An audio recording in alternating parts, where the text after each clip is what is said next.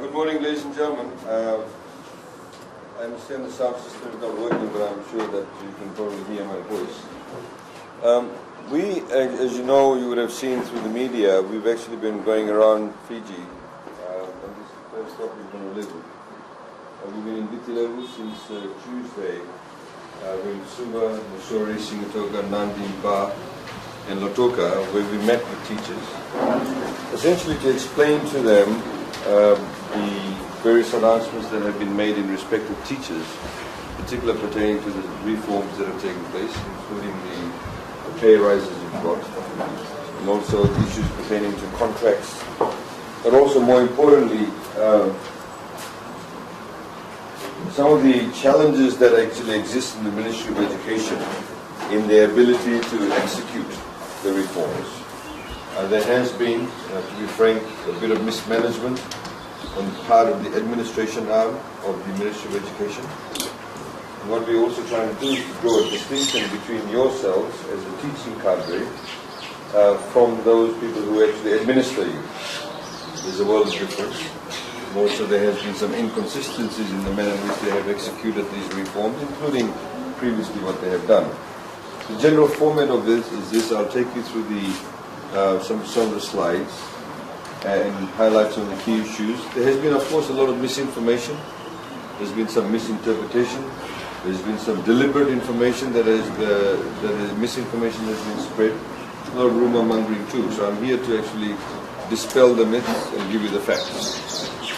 Now, after I do a short presentation, then Jane Curran, who's here with us, who's also the Director of the Civil Service Reform Management Unit, will also tell you in detail about the job evaluation exercise, the distinction between the job evaluation exercise and the OMRS, or the Open Merit Recruitment System.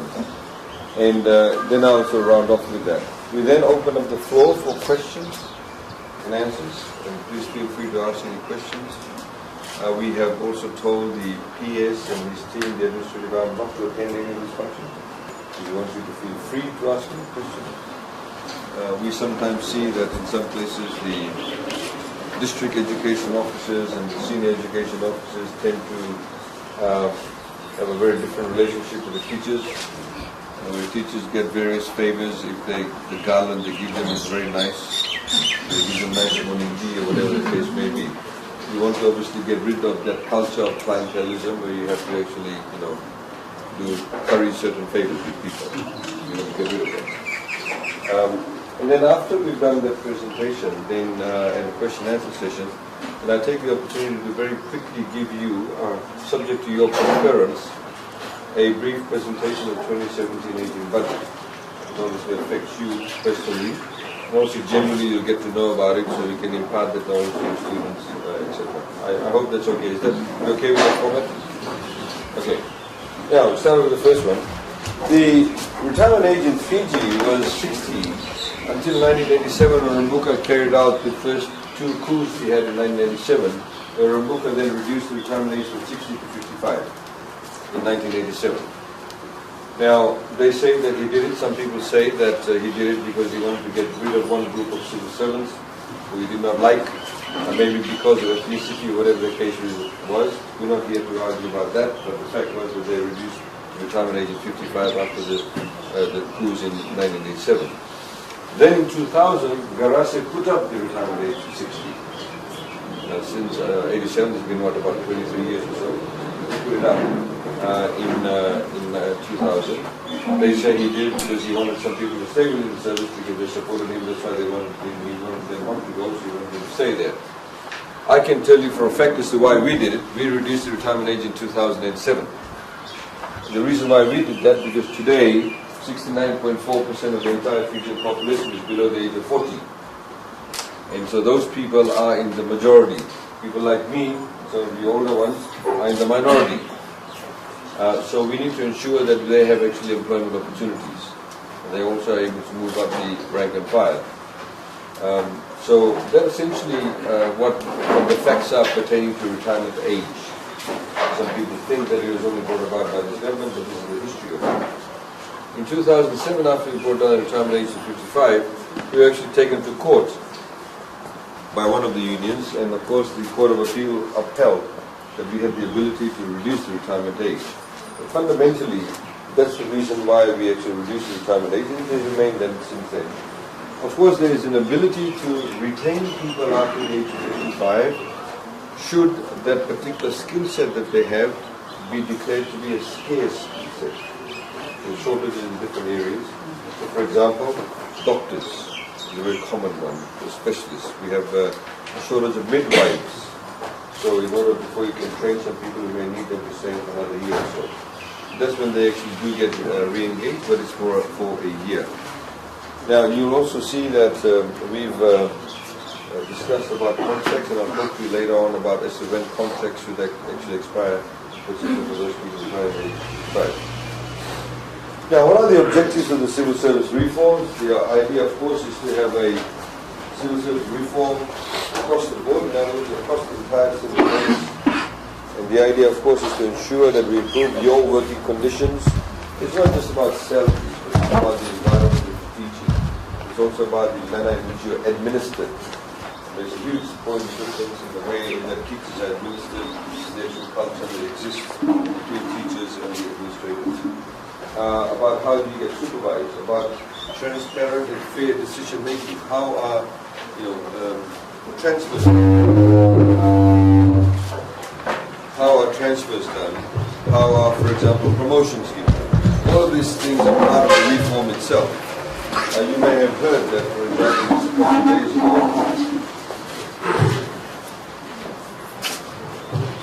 I've been speaking for the past 3 days, and my voice is becoming very hoarse every hour. But you may have also heard that just a couple of days ago we announced that meal allowances now will go. You may have also heard that just a couple of days ago we announced that meal allowances currently, which is $9, is actually being put up to $20. So that's quite a increase. But of course, $9 may be okay in Tahua. $9 does not go very long way in Cuba, or Nandi, or even Latoto. I don't know what the going rate for a meal is of Sabu. But some people have said to me, well, look, maybe you're giving too much. I said, well, maybe too much in a small town, or like a place like Lubini.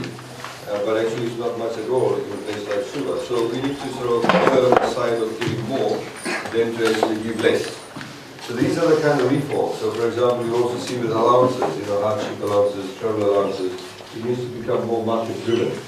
This is also part of the reforms that we are carrying out. Also the reforms is to ensure the constitutional authority of the permanent secretary. As you know, previously under the old system, when you got transferred, when you promoted, it had to be approved by the PSC. That is no longer applicable. The PSC only appoints the permanent secretary. The contract of employment for the permanent secretary is between the PSC and the PS. Now, so the PS is the one, so those of you who sign the contract, so you can give an offer to sign the contract, you see the engagement between you and the permanent secretary. The permanent secretary is the one legally, has the capacity to be able to engage with the agreement with you.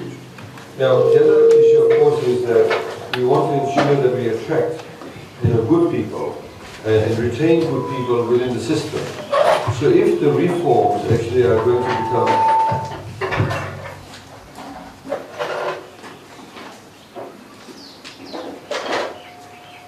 if the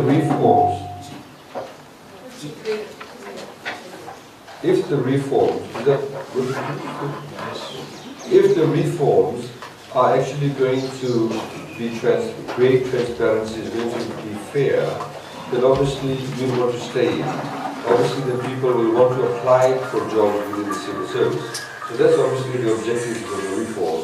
And fundamentally for us, we have to ensure that the civil service reforms actually deliver the service to the Fijian people.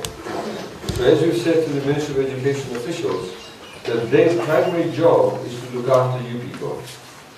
If they create an environment where you feel happy, where you feel confident in the system, then you will do what we want you to do, and that is to serve about 220,000 clients of ours who are the students. Teachers all throughout Fiji teach over 220,000 students. That's a lot of money, a lot of people that we actually put in there. So In order for you to do that the best, you need to feel confident in the system. So that's why we're doing the reforms also. Now, the OMRS. The OMRS was introduced in January 2016. I'll give you some notes on the slide. The OMRS, of course, is to ensure that we have a system that ensures the only knowledge, experience, skills, and ability required for the job are considered in the assessment. Not any other thing, any external thing. I've been told by so many people sometimes they say, oh, that person got the job because the guy in head office is good friends with him. Or they used to teach together in high school in one particular school, is now the senior education officer. Or that person got the job because he's in Tauke. That person got the job because he's in the Fijian. Whatever the case is. Or both go to the same church or have the same religion. We want to get rid of all of that. Because you see, when people have doubts within the system, that if somebody has been appointed to a particular position, they become the head teacher, and people doubt the system, then behind their backs the level of authority is not there. The ability to execute your decisions actually aren't there. So the whole point under the OMRS is that you have a publicized key determinants, and you know exactly what you'll be assessed against, and everybody is given a level playing field. That's the OMRS. Now, the Ministry of Education actually has been very slow. In fact, when we introduced OMRS, they wrote to us and said, please exempt us, we don't want to be under OMRS. Which is, we thought, quite unusual. Now, then after we said, no, you actually cannot be exempt from it, then there's a bit of passive resistance on the part of the Ministry of Education. And finally, we got them on board now. We understand some appointments were made under OMRS. But in order to ensure that the OMRS is going to be implemented fully and in its true spirit, what we have said now, any of the positions below J in the panel of 3, at least one of the people actually has to be from outside the ministry. Some ministries are already implementing this. They started implementing it from last year. So like in the Ministry of Economy, when they have a panel of people, one person is from outside the Ministry of Economy to give it a level of independence. But we've also said in your case, if you are applying for a position band J and above, you need to have one person from the Ministry of Education, one person from outside the Ministry of Education, and the third person to be outside from the civil service completely. The J and above is obviously a very high position. So you may get somebody from the university that will sit on the panel. So you get a complete independent assessment to enable the OMRS system to have integrity. Of course, we've also had, the panelists also need to be trained. So you cannot simply sit on this panel, you need to be somebody who knows the merits of the OMRS system. I'll give you an example. A few months ago, there was or last year actually, there was a position that was recommended, or person appointed, or recommended for a position in Ministry of Economy, and I found out that one of the people who actually was sitting on the panel was not actually trained. So we rejected it. They had to go through the entire process again. Now, you, when you actually apply the OMRS, you can actually, if you don't feel that the process is not followed, you can actually appeal the decision. You actually appeal the process. So, and you, when you make that appeal, you don't write to your district education officer, you don't write to the senior education officer, you don't even write to your permanent secretary. You write directly to the PSC. The PSC has appointed a commissioner that is going to hear all appeals on a full-time basis. The appeal is, as it says, it's going to be paper-based, so you don't have to physically go all the way to Suva and make a submission. It's a paper-based submission. It's submitted directly to the PSC. Why are we sending it to the PSC? It's because your contracts and the procedure, more importantly, of OMRS, is the responsibility of your permanent secretary. It's his or her job to implement it. If there is a goof up in the system, then he or she needs to be held accountable. So this is why the PSC, who is actually the employer of the permanent secretary, is the one you appeal to. So assuming when you apply to the PSC, and assuming this gentleman here applies, sorry, what's your question? Sorry? Mr. Yeshua here, if he makes an appeal, he writes to them. So nobody in Ministry of Education knows about it. If the PSC believes that Mr. Yeshua's actually appeal should be upheld, they will write to the Ministry of Education, to the PS, to say, This particular appointment, in terms of this selection of this particular position, needs to be redone. They're not going to say, Mr. Ishwar wrote to us. Minister of Education won't even know, because he actually may apply for it again. So the whole idea is to keep it completely independent. So that's the process. So you can do that. We've already had some appeals that have actually been upheld. 4 have already been upheld. They're not all from education. None of them from education. You need to appeal more if you feel aggrieved. Okay, but just remember one thing. When you write to the PSC, even if the PSC does believe that the procedure is not adhered to, Mr.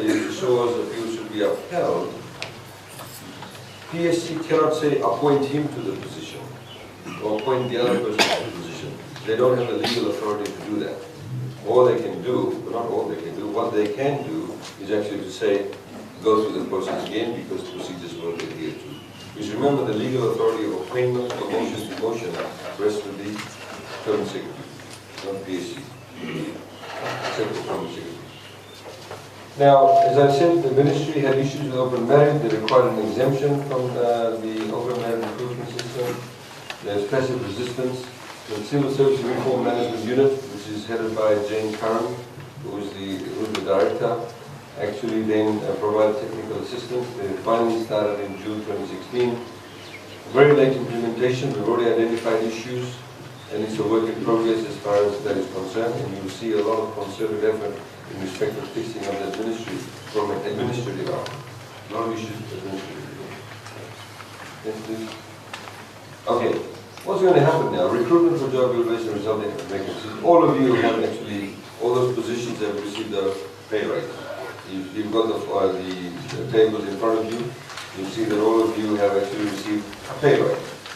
Now those of you, or those positions that have received a pay rise in excess of 15%, you'll actually have to apply. Those positions actually will be advertised. So this is why some of you have got an acting letter of appointment. Because those positions eventually will be advertised, and you will apply like other people can apply for that position.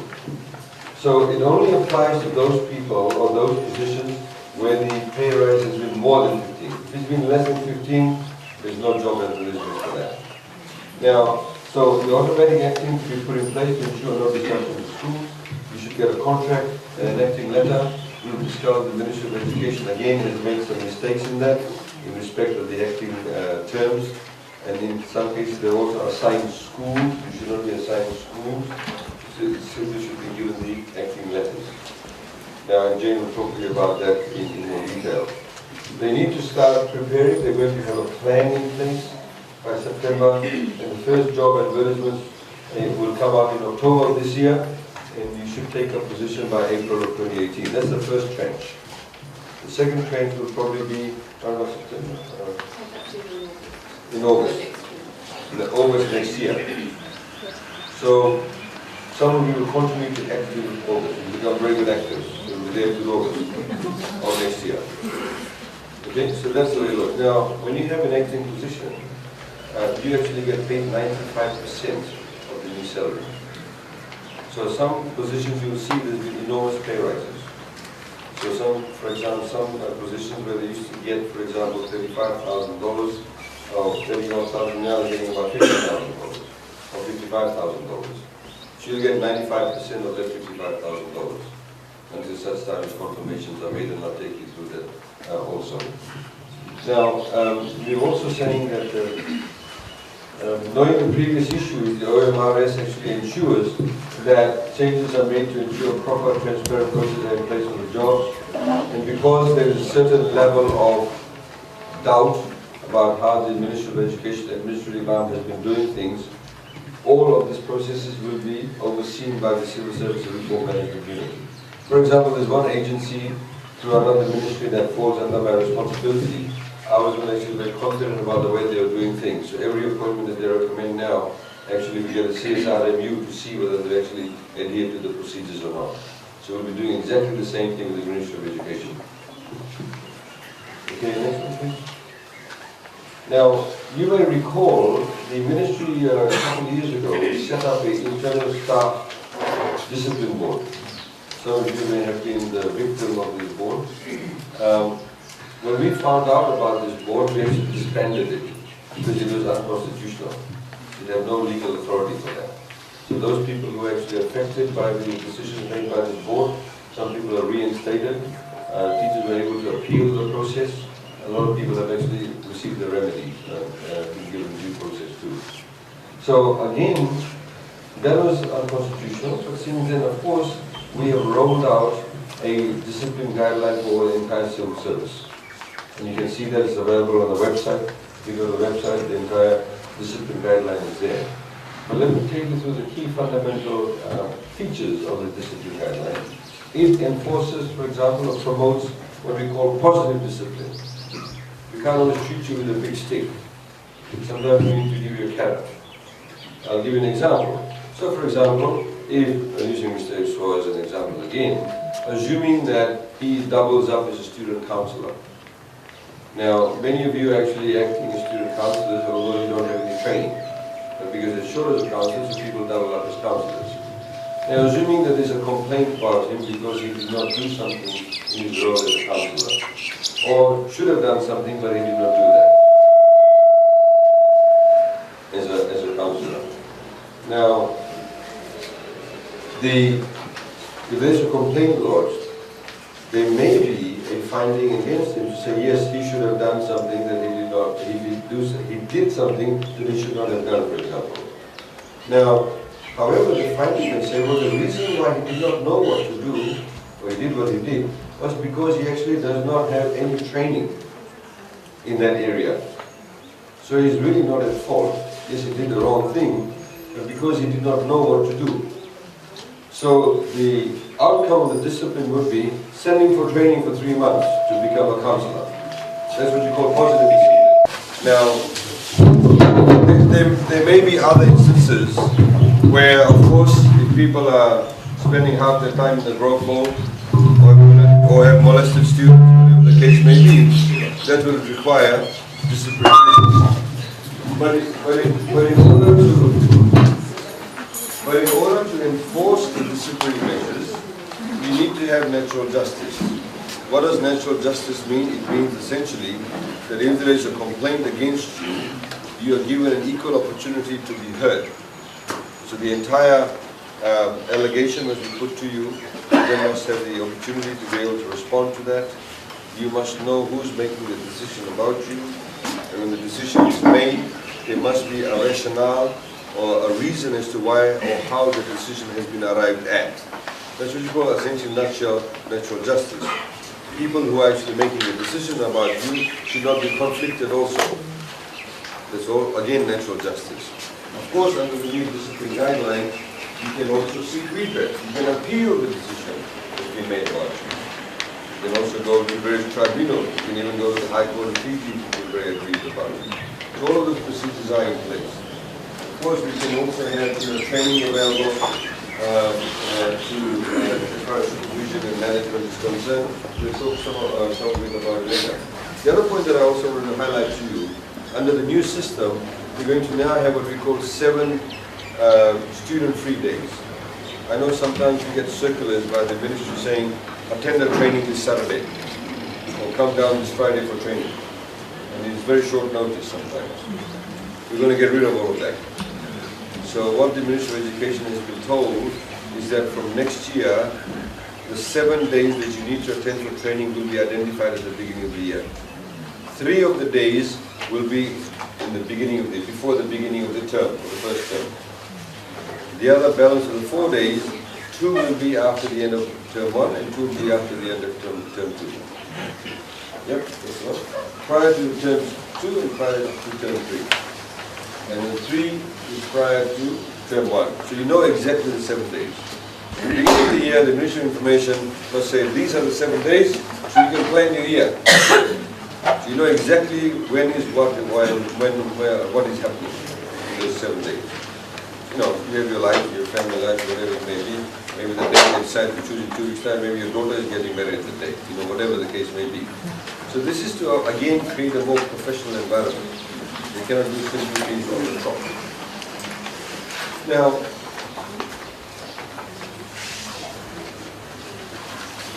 And as a result of the manner in which the ministry was actually carrying out this training on an ad hoc basis, we had very long turnout. So, you know, it created a lot of disquiet and a lot of problems there. Yes, please. Now, contracts.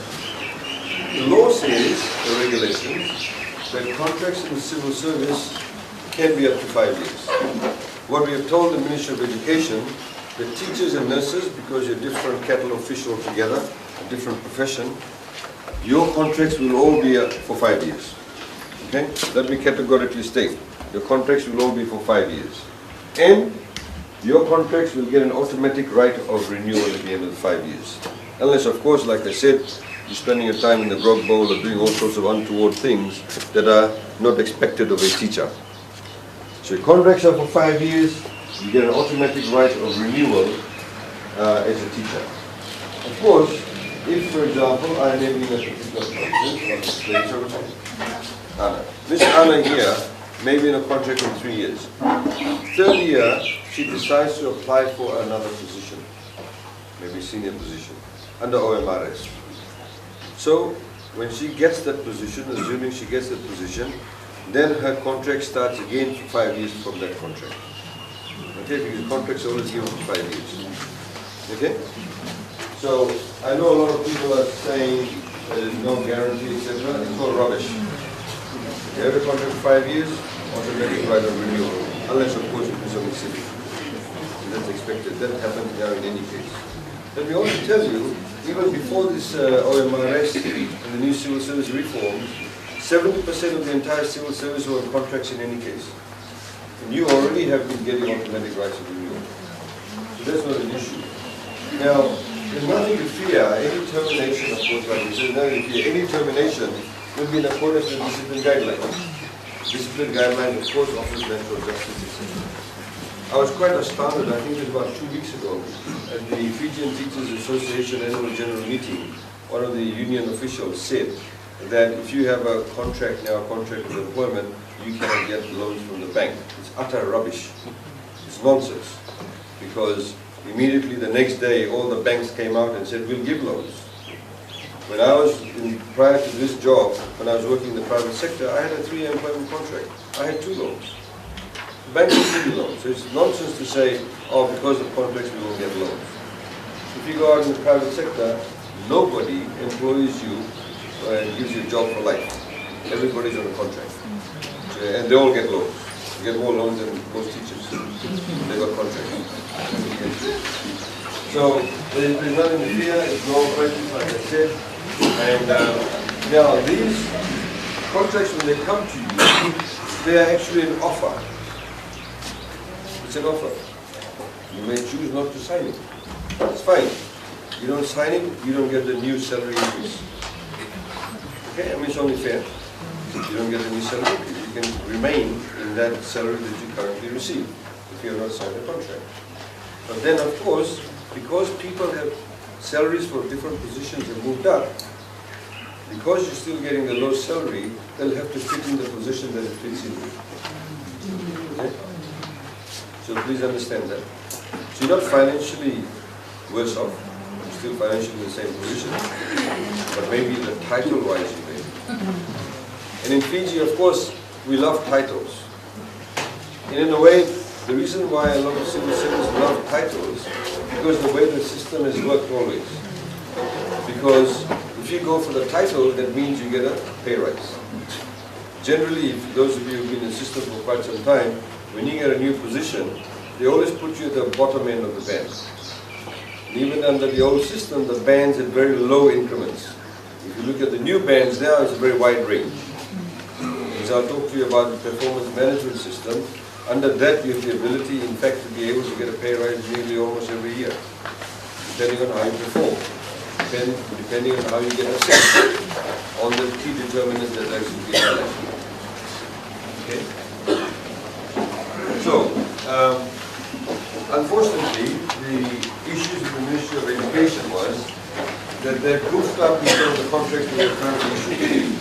So the acting letter. Jane will go into more details about that. So, for example, they assume the contract will start on the 1st of August, because that's the budget. No, they actually contract commences when you start, when you sign the contract. That's when your contract commences. And of course, your pay comes in the fortnight payment after that. That's how the system works. We cannot give you a new salary unless you sign a contract. Now, the other one, of course, is that there have been some assumptions of school-based staff ending. Now, the other thing is that your contract should not end in the middle of the term. Okay, we said in the ministry, the contract should not end in the middle of the term. In the same way, those of you who are retiring at the age of 55, they should not retire you in the middle of the term. They need to retire you at the end of the term. Okay? So, in that way, there is no disruption to the teaching environment. There must be continuity that gives you better planning. Now again, like I've said, the contracts after 5 years, there's automatic right of renewal. There's no school-based position advertised if performance is acceptable. It's already the practice, school-based position not subject to the requirements for advertising on expiry. So these are the key facts pertaining to contracts. Now, performance assessment, as I talked to you about this, the performance assessment determinants are yet to be determined. We are going to publish these. So there's some work being done. The World Bank actually is going to develop the guidelines, and it should be due out by the end of 2017. So you'll know exactly the criteria against which you will be individually assessed. Somebody asked us, they said, oh, is it all about 100% pass rate? No, it's not about that. Because we know some schools, some management, some teachers, because they want to get this 100% pass rate, they see some students maybe a bit slow, they say, go to the technical college. Some people are doing it quite actively. The reason why you're probably laughing is probably you're doing it too, I don't know. But the reality, that's what's happening. So we don't obviously want that to happen. We can't push students who don't want to go to technical colleges to go to technical colleges. And your job as a teacher is also to bring up students who may be a bit slow. We need some special attention. You need to be able to do that. So assessments are not going to be only based on that. There are some schools, for example, maybe the issue is about numeracy and literacy. There are some students who are in class 8 who can't even write one full sentence of English properly. So those are the kind of areas we'll be looking at. I mean, I've been up to the school, for example, a few months back of Singapore Valley, a Wally village. It's like an island in the middle of the river. They have different challenges. And so if you are able to bring a certain level of point of difference in that particular school, then you know there needs to be some level of assessment in respect of that too. So that assessment will actually come out soon, and the work is currently being done. And you'll also be able to know exactly what is the criteria. So, you know, as we said over here, a range of assessment tools, including implementing new curricula, how well you implement it, student attendance, learning outcomes, achievement of school, and ministry priorities. Again, if you assess, you don't like the assessment, you also have a right of appeal.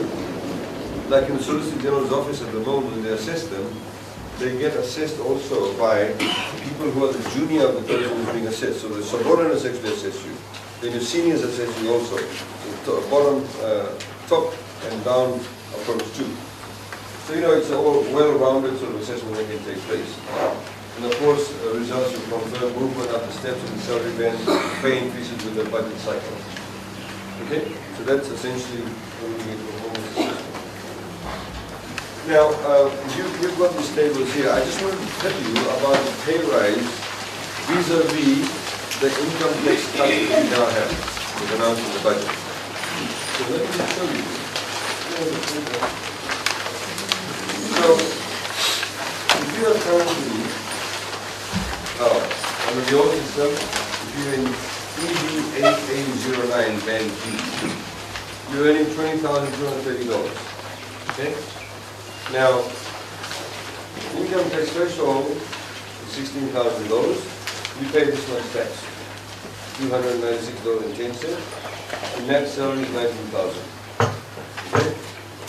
Now with the pay rise, the people on $20,000 go up to $22,567. So with income tax threshold of $16,000, you pay a tax of $522. Your net is $22,045. So your salary increase with your tax is actually $2,101. However, the wonderful 2017-2018 budget has said that you no longer will pay tax if you earn less than $30,000. So, 22,567, this is the new pay, no tax. So instead of taking $2,100 home, you're taking $2,600 home. So that's the entire increase that you take. Okay? Now, some people think that only people who earn less than $30,000 have had a tax cut. No. The way the tax system works is that even if you increase the income tax threshold, people above that will also get a tax cut. You cannot simply have, like, people don't pay a tax until there, then there's a huge jump. Everybody has also had a net decrease in the amount of tax they pay. Let me give you an example. The person currently who's on ET1D05 is earning $42,691 currently.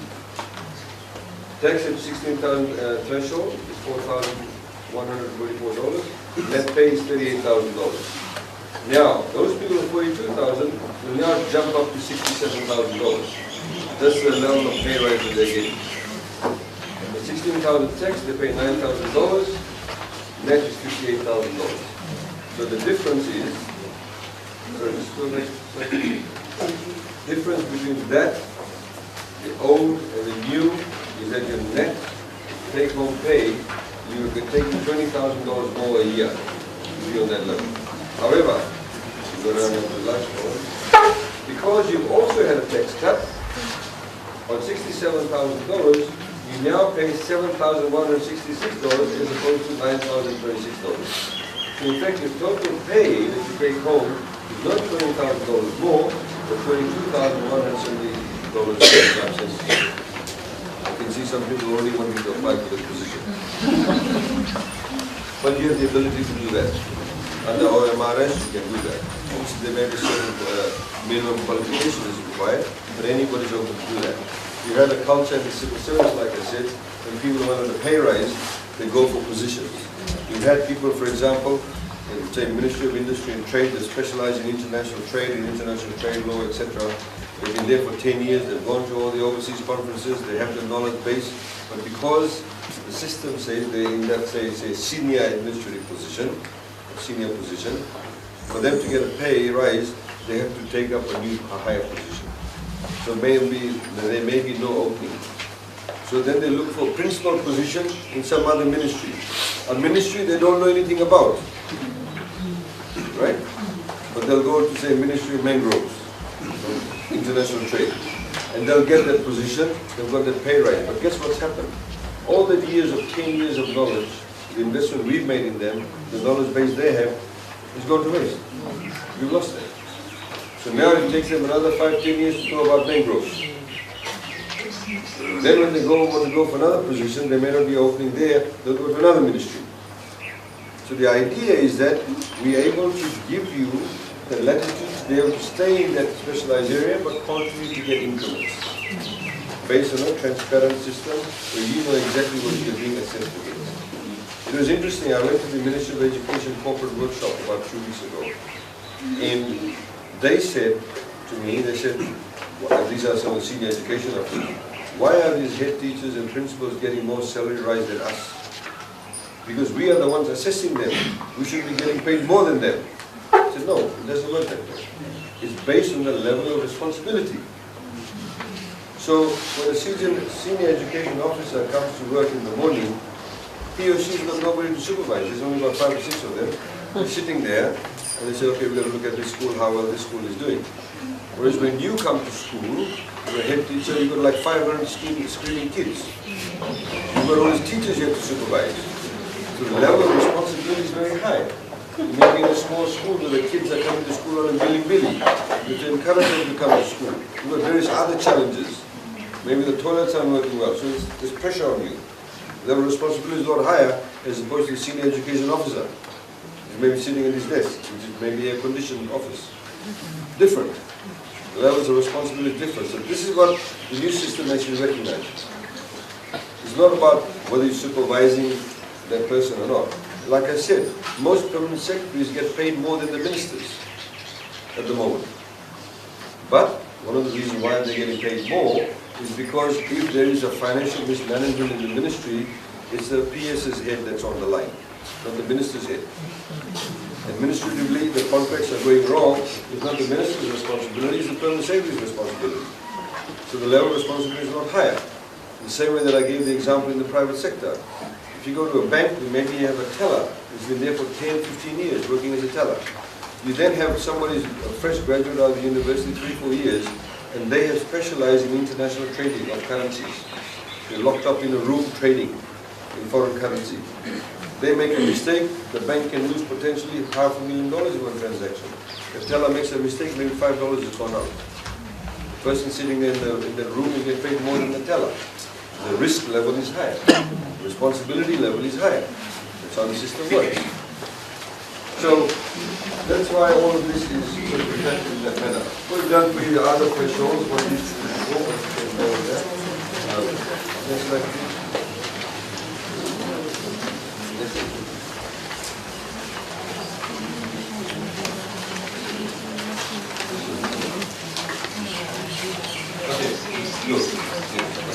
I will now hand you over to Jane Curran. Jane actually comes from Australia. Jane first came to Fiji, as far as we were concerned, to help us set up the Fijian Elections Office. You see, previously, under the old system, what was called then the Supervised Elections Office, they never had permanent staff. Only until just before the elections. So just before the elections, they'll second people from different places, build up the Supervised Elections Office. After the elections were conducted, then they all go back to wherever they came from. But international standard says when you have an elections office, it needs to be fully resourced all the time. So you need to always build the cadre within the Fijian Elections Office. So it had no HR system. So Jane is a HR specialist. So she came to us through DFAT, the Department of Foreign Affairs and Trade in Australia. They actually paid for it to come over. We liked her so much, we asked her to stay back and to carry out this report. And she's been doing a tremendous job. She's been coming along with us on this roadshow. Please put your hands together for Jane. Oh, you already been to some service. I'll hand you over to Jane now. Thank you. Thank you, sir. Good morning, everybody. Good morning. It's been a while since I've been to Southern Australia. I think last time I came over was 2014 when we were doing voter registration. Over here I came over to check that the teams were doing registration. And then I was back again when we did some of the recruitment for the polling day workers. So I haven't been back since then. It's lovely to be back and lovely to be in an actual school with a big group of teachers. Can you hear me down the back? Okay. So my part of the presentation is more the technical side of how the job evaluation works. Okay? So I'll go through, again, some of the issues that we have with the ministry. So they actually cause some of the delays in finalising the bands for the teachers and the head teachers. And then I'll talk about the different factors that are used in the job evaluation and how the salary bands themselves were actually constructed, because they're two separate activities, and then a little bit more explanation around the contracting and the advertising. So I'll start with the issues. By now you've figured out that there's a bit of a theme. There's some issues coming out of the headquarters in the ministry, and the job evaluation was the same as the other guidelines. So we engaged with the ministry trying to get information, because we knew that the groupings of schools would have to change. At the moment you have 29 different ED scales, and you're moving on to the broad bands with everybody else. When we first started the conversation, we didn't know how many bands, but we knew that it would be a lot fewer than what we currently have. So we were asking the ministry for information about how schools are structured here in Fiji.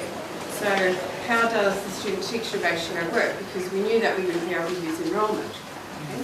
We can use enrolment in how it then translates into number of teachers and number of other staff in the school. So we were asking them about those relationships, and we just weren't getting a straight answer. And even right at the end, even up until we released the first draft of the list, it wasn't until then that they finally said, oh no, that's not how we structure schools here. So even right up until that point, because we were under the impression that different size schools had a different number of, say, assistant head teachers and vice principals. And although there is a different number of assistant head teachers, there's not a different number of vice principals. So we finally got it straightened out, and we did some re-evaluations. We made sure that we had everything on the right band, and the band's out. So that's all we're doing now. We had a particular discussion with the district staff, so the education officers, senior education officers, as the Minister mentioned, they were particularly unhappy with the way the jobs were evaluated because they felt that they had been downgraded. But we said to them, no, the schools have actually been further upgraded, and that's how it needs to be done. Okay? Core business of education is in the schools. The business of education officers and district officers is to support the schools. And that definitely comes out in the job evaluation and the results of the job evaluation. So a little bit more background. As with all of the reforms, this is governed by a guideline. So the guidelines are the legal authority, the basis for the rules, the policy that goes into job evaluation. This guideline was issued by the Public Service Commission, as with the others. It's on the Public Service Commission website, and it's been there since January this year. That was when it was approved. So the guideline confirms all the policy basis for not just the job evaluation, but also the structure of the pay. So a key point is that it is about position-based pay. So the jobs are evaluated based on what is the requirement of the position, not what the person in the job might bring to the job. The person and the job are considered totally separately. So in terms of what we've already spoken about this morning, job evaluation looks at the job as a separate entity. Open merit is how we select any of you to then sit in that job and perform that job. And performance assessment is how we assess your performance once you're in the job. So the job and the person are completely separate, and this part is only about the job. The jobs are evaluated, they're placed on the bands. The bands are then provide the salary that go with the job once it's evaluated. Qualification requirements are only one of the factors that go into the evaluation of the job. So in the past, a lot of particularly classroom teacher positions were based wholly on what qualification you had. The evaluation is about the whole job, of which qualification is part, but it's one part. A couple of assumptions that are really important in job evaluation. We assume, because we're evaluating the job and not the person, we assume that once the person goes into the job, they will be competent and able to perform the full range of the duties of the job.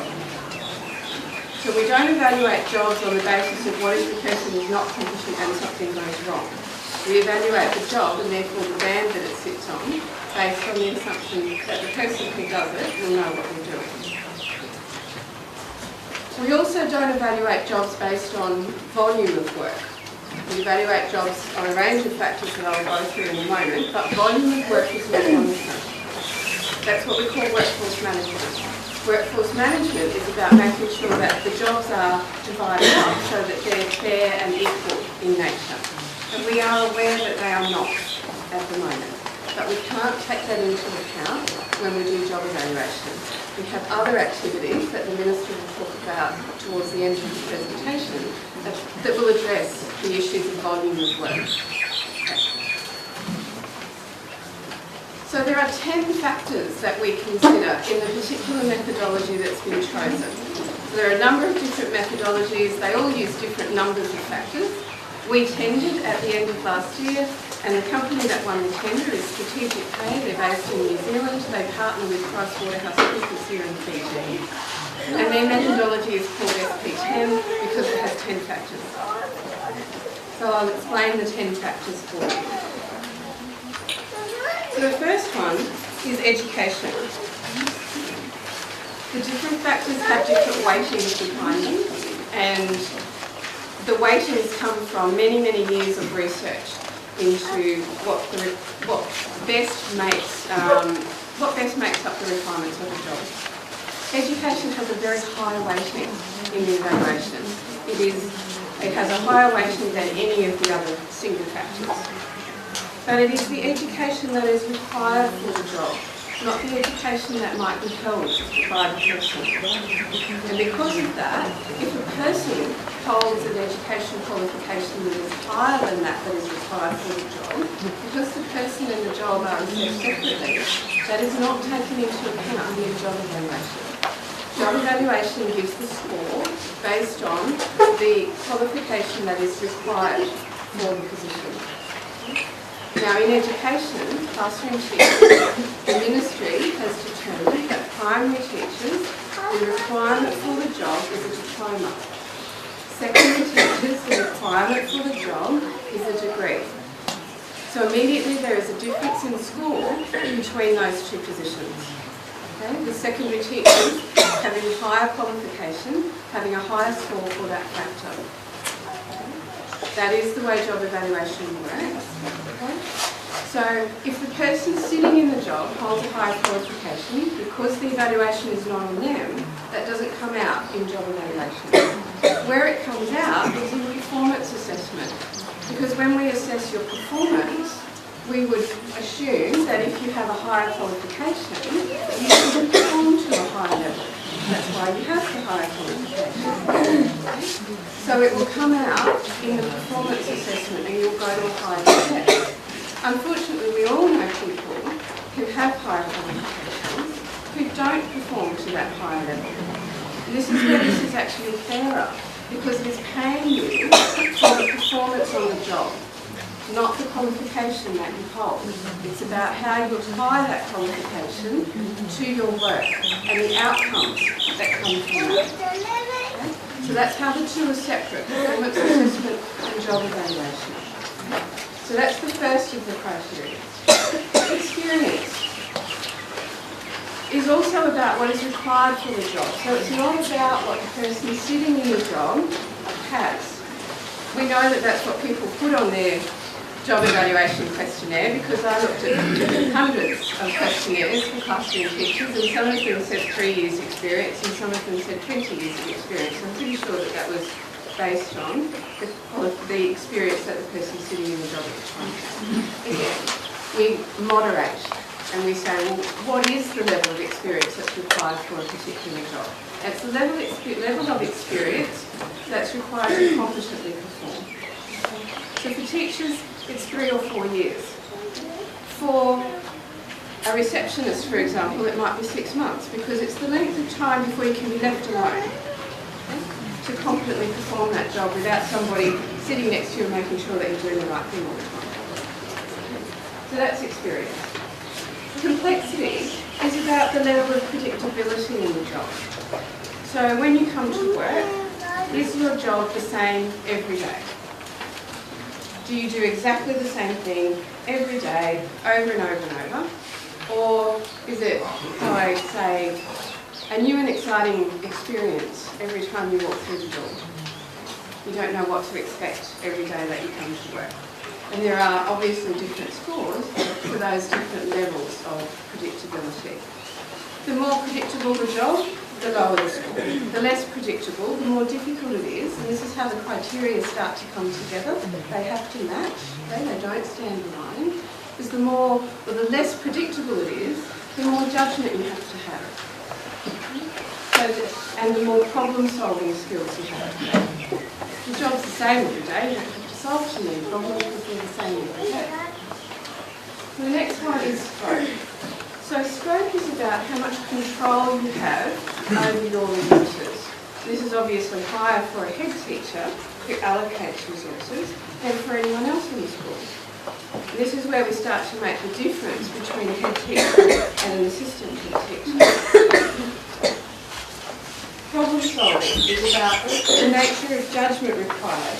How available are the rules and guidelines that tell you how to do your job?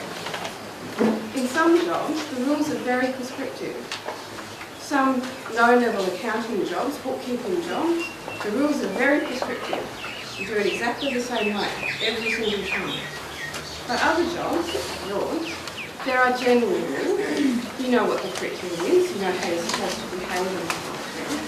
But you have to vary how you undertake work to suit the needs of the children or to suit the needs of your particular community.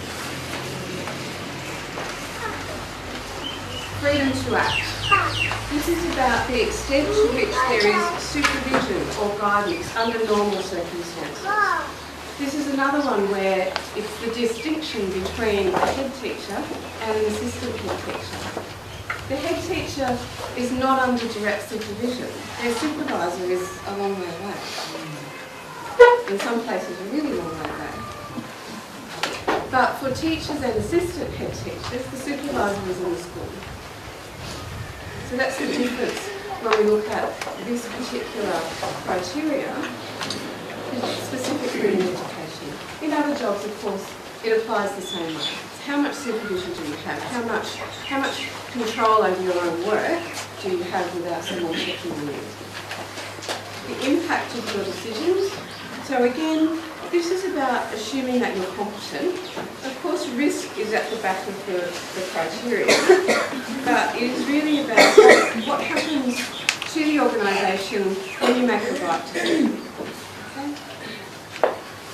We don't look at, say, the meteorologists and say, oh, well, if they get it wrong, then they don't predict the cyclone and therefore it's a really high score. We assume that they're going to get it right. But of course, the level of problem solving is quite high because there are the problem solving and the sorts of the scope and the complexity that they have is quite high. But this one, it's about the decisions that you make and the impact on the organisation. So interpersonal skills is about the nature and degree of contact with other people. So who do you talk to and for what reasons? And we look at internal clients, so people from within the organisation, and external, so people who don't work for the organisation. And then what type of contact is it?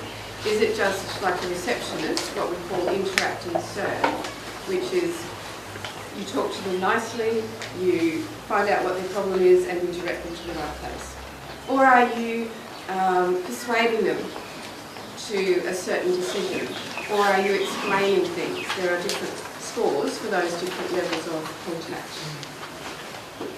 Authorities is about the position's ability to spend money and hire or fire staff. In the civil service, most jobs have a fairly low score for that. There is not a lot of delegation.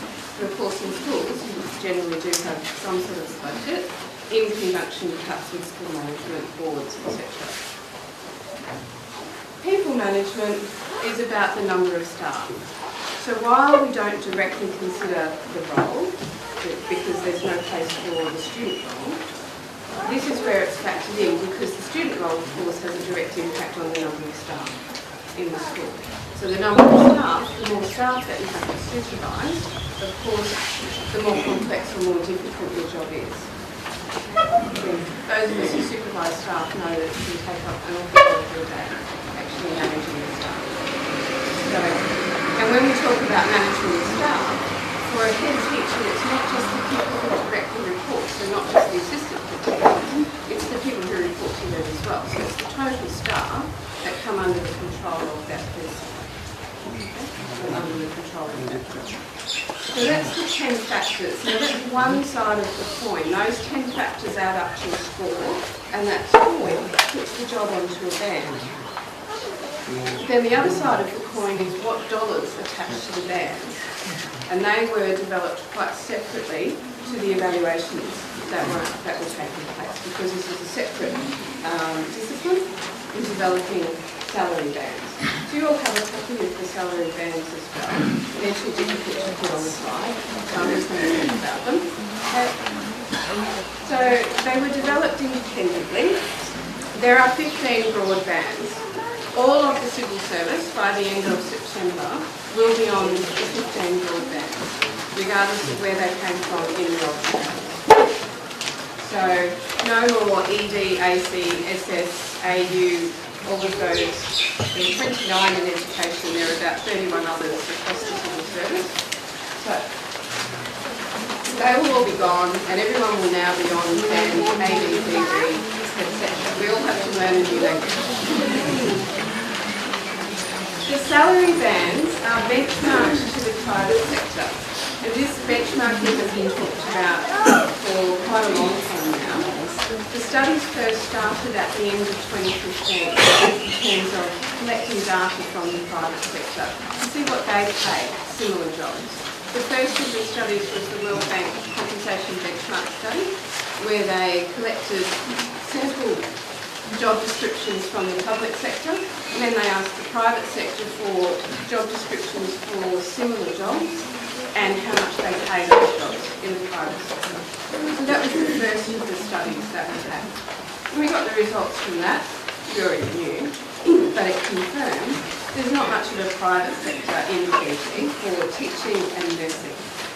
So we asked for another study from the World Bank to look at regionally, not what teachers and nurses get paid in region, because it's not relevant in Fiji, the actual dollar amount, because there are many other factors that go into making up salary.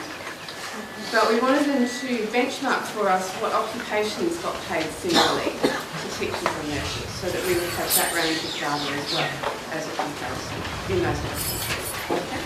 And generally, it is similar occupations like actually secondary teachers, it's similar to degree holding accountants.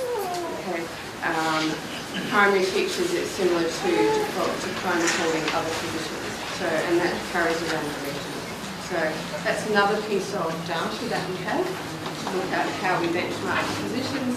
The final piece was when we partnered with Strategic Pay and PricewaterhouseCoopers. They have an annual salary survey in Fiji.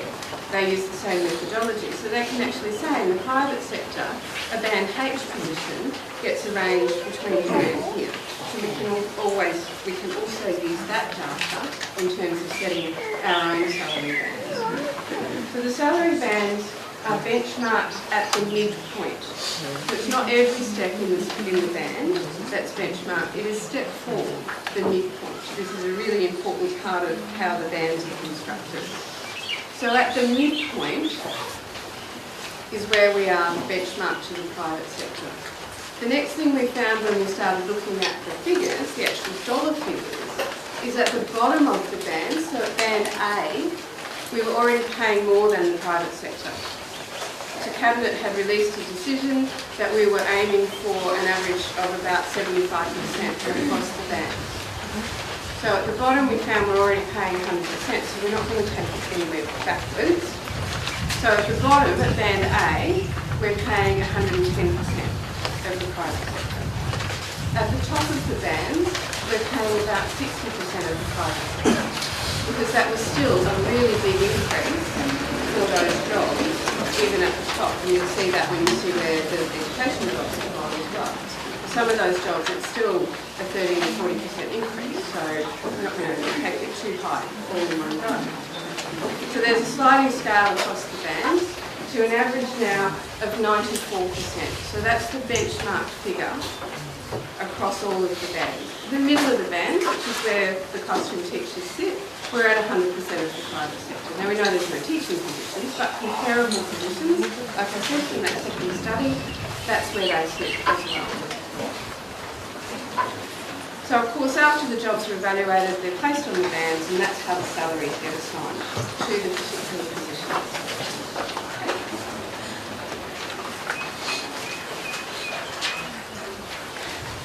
So what happens with your positions? So you have a detailed snapshot. This one doesn't fit on the slide either, so we've given you a copy. This is the one that I've got.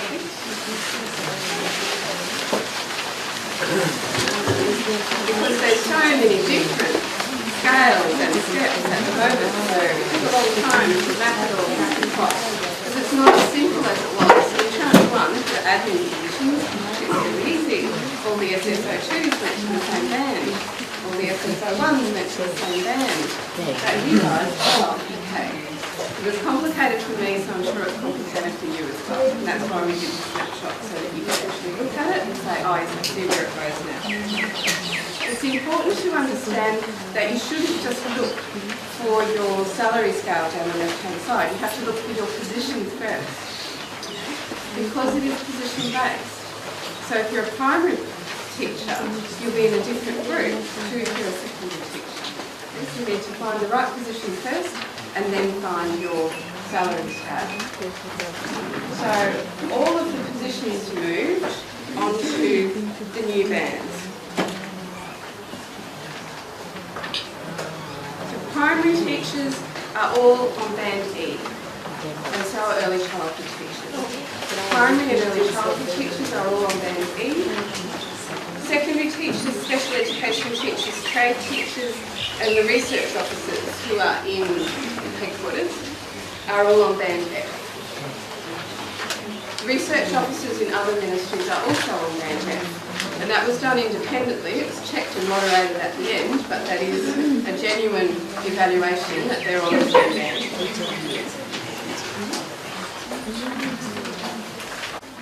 Like I said, secondary, special and trade are all on band F. Now the difference, like I said right at the start, comes from that education requirement. Okay? Because that is a really highly weighted score, and there is a different educational requirement between primary and secondary. Okay? So primary is on one band, secondary is on another. We are aware of the long-standing debate about primary and secondary, and it's not just here. I come from an education system. Everybody argues about primary and secondary, and we're not going to go into that here, which one should be or shouldn't be. This is the way the evaluation comes out. Okay. So then we move into assistant head teachers. So assistant head teachers are all on the same band. So regardless of the size of the school, all assistant head teachers are on the same band on band G. And the reason for that is those factors that I explained. A lot of the factors don't impact on the assistant head teacher, they impact on the head teacher. Okay? So the size of the school impacts on the head teacher's evaluation, not on the assistant head teacher. So they're all on the same band at band G. Over the page. Assistant principals and heads of department in secondary schools are on the same band. Okay? And that's because the way the schools are structured, and after many, many conversations, the ministry has confirmed that this is correct. Heads of departments don't report to the assistant principal, they report to the vice principal. So it's happening differently in individual school. That's not the way the education ministry has specified it, and that's not the way it's supposed to be. Okay?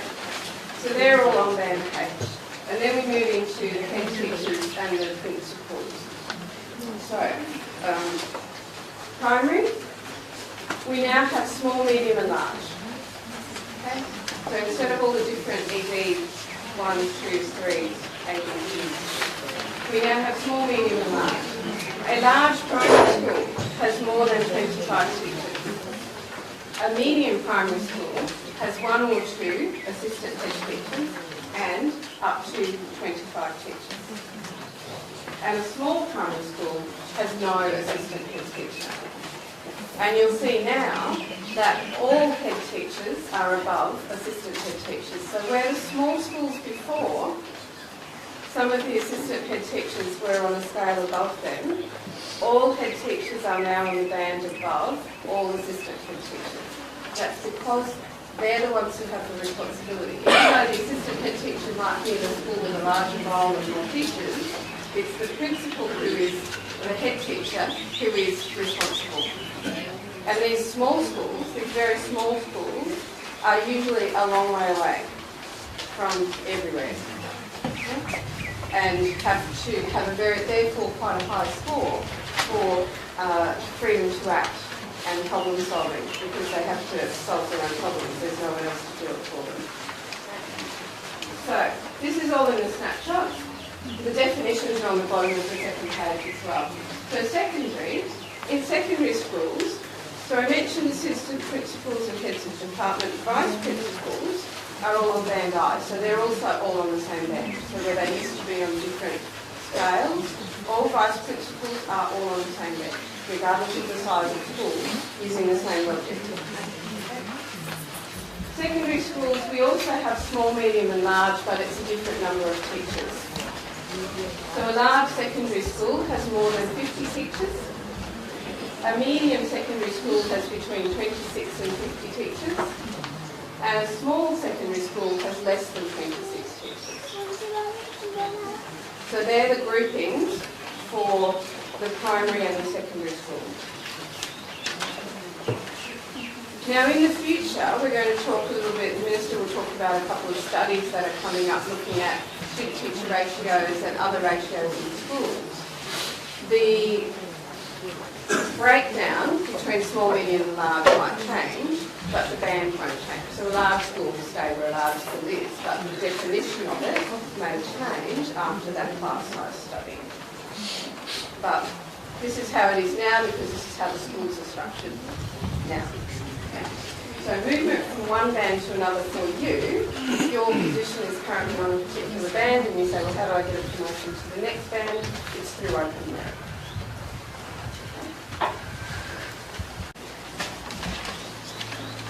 So assigning the actual step, you see in the salary band there are 7 steps on each band. So how do we decide who went to which step within that salary band? Everyone went to the step. Once the position was assigned to the band, they went to the step within the band for their position that gave the maximum increase of up to 15%. So it's directly related to your previous salary. This is in transition. Any further movement in the steps for you will be based on performance assessment. So when the performance assessment system comes in, you have the opportunity to move to higher steps within the band depending on your outcomes through the performance assessment. For anyone newly appointed, so like the new graduates who will come in at the beginning of next year, the bands are actually not designed for everyone to start necessarily on step 1. Okay. They are designed that step 4 is the competition step, the step that's benchmarked to the private sector. That's where you sit after you have an assessment that says you're performing 100% of the requirements of the job. So steps 1, 2 and 3 are assigned based on how much development you're going to need into the job. So for new people being appointed, it depends on how well they are going to perform when they first start, and that's a bit of a prediction. And then they move into the other steps based on informed performance assessment.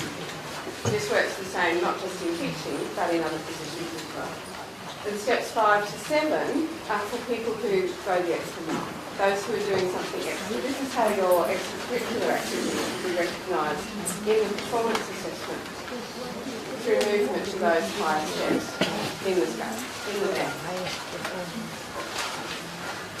The Minister mentioned about the open merit part of the job evaluation, and I'll just explain a little bit more about how it works and what the Ministry has done and not done.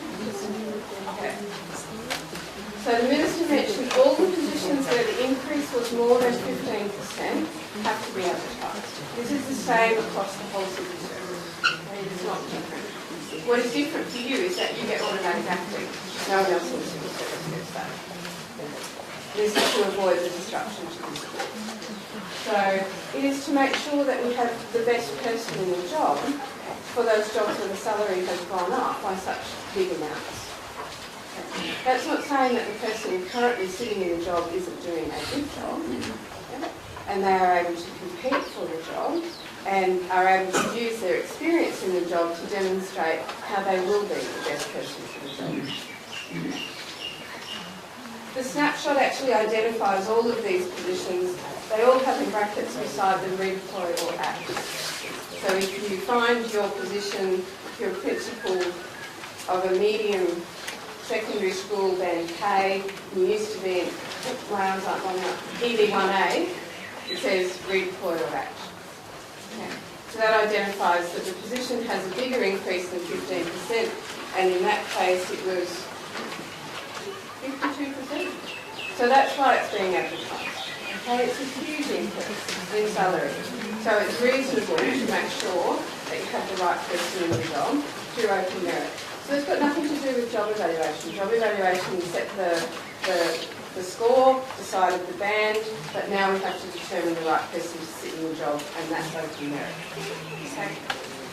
The columns on the right-hand side are your new substantive post. Okay, so yes, you would previously have confirmed ED1A, but you've been given a contract at band I, if you were that particular person. Okay, so they're the columns on the right.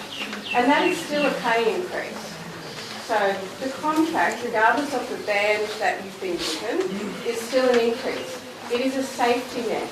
It's telling you what will happen if, for some reason, you don't win the job through open merit.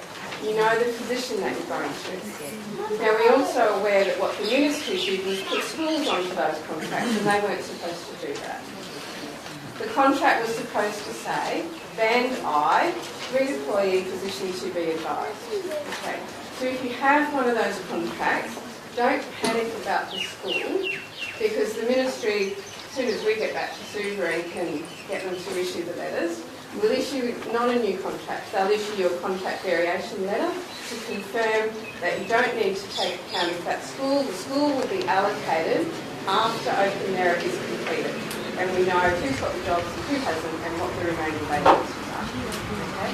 So if they've sent you somewhere that you've never heard of on those contracts, disregard that for now and be assured that you will get a contract variation letter. If you're in that position too, the ministry was told to give you the acting letter at the same time. Now we're also aware that yes, they got that bit right, except that the duration's wrong. Okay, so they've put the acting through until the end of November when school breaks up again. So we get back to Suva and can make sure that they get the letters right. The acting is through until the open merit is complete. We have a draft recruitment plan that should be finalised with the Permanent Secretary next week. So we're looking at one group of positions to be advertised to take up duty in April next year, and then the other group to be advertised to take up duty in August next year. So depending on which position you're in, big positions first, so the higher jobs first and the lower jobs second. So you'll probably be able to work out for yourself how long your acting will go for. Okay? So you'll get an acting letter that will take it straight through, including the holidays. Okay, so it's not going to stop and start again. You're still responsible for the school. Okay? So this is a different situation to what often happens in the ministry, but for different circumstances.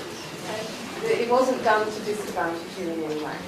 So the acting will go across the holidays up to the point where the open merit is complete. And you get your acting salary at 95% of the salary that's allocated for the position. That's the end of my part. Okay, thank you, ladies and gentlemen. As I had mentioned in the beginning, that the Ministry of Education administration now makes a lot of reform. The Ministry is structured, the way that the administrative arm of the Ministry of Education is functioning is basically it seems independent. It's probably inherited from the early times. They were obsessed with districts, divisions, and then of course you have the head office. Whether that is relevant in the 21st century Fiji, in the education sector, is something that needs to be looked at. And again, the whole relationship that you have with your education officers. As I've said previously, that it would appear is a very, to put it politely, a very clientele-based approach to it. When I went around to the budget consultations, I could see how the power that some of these education officers seem to wield over teachers. A lot of teachers were actually scampering around whilst the education officers were around. And a lot of it depended on how good the afternoon tea was or how big the garland was or whatever it was. We need to remove that culture. Because as we said, the core business, the clients for them are you people. They're there to serve you, not you to serve them. We need to change that equation. And of course, if you are well looked after, then we want you to serve very well the 220,000 odd clients. They are the students. They are the future of the country. If you are happy, you teach them well, they'll learn well, they'll become bigger and protected members of our society. And therefore our future is actually secure. That's the logic. And we must ensure that logic is followed. So the review of the ministry structure is starting in September. And it says here, review the headquarters, the divisional district service provision, developing staff requirements, opens the 4 business schools, and the HQ, sorry, Divisional District Road, to support the schools and the teachers. DFAT, we Australian Foreign Affairs is very basically supporting this review for us by way of funding. We're going to carry out another review. I'm sure many of you have a problem with the teacher-student ratios. There's a big problem. Everywhere I go, whenever I say that, it's a resounding yes. I'm surprised some schools are louder than yours. So maybe if you really wanted to represent me and say yes again, it's much louder. But it is an issue. We need to fix it up. Because obviously we realize that if we are able to fix it up, we are able to teach a lot better. Be able to provide a level of attention to the students in your class. And we have some like 42, some schools have 48 kids. One class is very, very difficult to pay the level of attention as a teacher should. So we're going to review that also. We have been over the past 3-4 years though, every year been increasing the number of teachers in the system. Even in this budget, the last budget, 200 teachers trying to increase the number of high schools. But it's still not enough. We need to be able to relook at that. We also will be looking to review the comments at the end of 2017, identify issues such as how many assistant teachers, how many head teachers should we have, or how many assistant teachers should we have in these schools. Like the classification that Jane gave was small, medium, large. We also discovered extra large schools. Rishikul has 1,600 students. Some schools actually have a smaller role, but may have 2 assistant teachers. Rather than a bigger, actually have only 1. So why is that the case? What should be the minimum standard? All of these things will actually be studied and rolled out, and these people will come around and also talk to some of you, getting your input. Because we need to be able to understand what the teachers actually think also. So there are the 2 reviews actually that are going to be carried out. One starts in September, the other by the end of the year. The point of this, ladies and gentlemen, that this review is actually ongoing. So there's a lot more positive outcomes also in the new year. You see a lot more changes in that respect. It is interesting. We were in Nasori, in Gunimono, and in Gunimono, the home, yes. And there were 397 teachers who attended. There's one principal who stood up and said, "This is all fine, I understand all this, I like this. Please tell me, when am I getting more science lab? When am I getting better libraries?" There's obviously a number of other issues that we need to do in terms of providing better tools for you too. So we're looking at a holistic approach to the education sector, so you actually also feel excited about coming to work when you've got new tools. There is a lot of talk about digital literacy, about the provision of tablets, etc. One thing that we have also said, we need to ensure, whilst a lot of people talk about IT being the great equalizer, bringing everybody on the same same level playing field, but it also can be the great disequalizer. And the way it can be done is because some schools still today don't have electricity. So if we give schools with electricity, the tablets or the laptops or what have you, and the others don't have it, you get it because they don't have electricity, then you're creating a even bigger gulf between them. So we have to ensure that we roll out some of these programs that actually does equally apply to everybody. Next week. Other reform, as we said, we talked about the 2 or 3 days, and these are practices, the 2 or 3 days in Australia and New Zealand, they have all of this. They also have a lot of similar results. Now, the other thing that is the Civil Service Reform Management Unit sits within the Ministry of Economy. They do all the reform. Then you also have separately the Ministry of Civil Service. The Ministry of Civil Service looks at things like professional development, they provide ongoing training, etc. for general civil service requirements. So one of the things they will also do is, when you under the OMRS system want to do really well, so you say, well, I'm actually a high flyer, I believe I'm a very good teacher, even though I may have been there for 7 years, I may be actually competing against people who may be there for longer, I want to do my best. So I want to write up a very good CV. I want to know how do I perform at the interview level. We actually provide the training for you too. The Ministry of Civil Service to help you to do CV writing, how to conduct yourself, but gives you interview skills. We provide that training to that too. We also provide training in areas of discipline, etc. CSR, we do regularly conduct information sessions. You can get them at MIS. These slides here, once we get back to Suva next week, will also be made available on the, through social media or the internet or the web pages that we have. So there's nothing to hide. It's all there. As we said, the discipline process is already out there on the website. You can also very soon, once you get the performance management systems in place, it'll also be put out. Jane was talking about the jobs we advertise. The jobs advertised, you know exactly what they're looking for, so you know what you are being assessed against.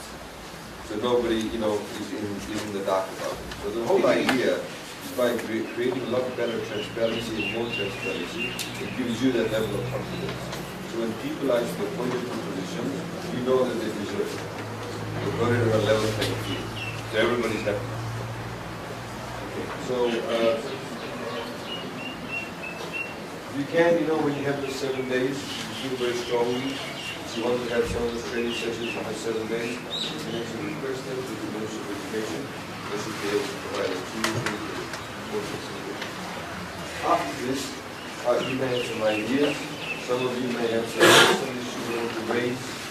That's the email address.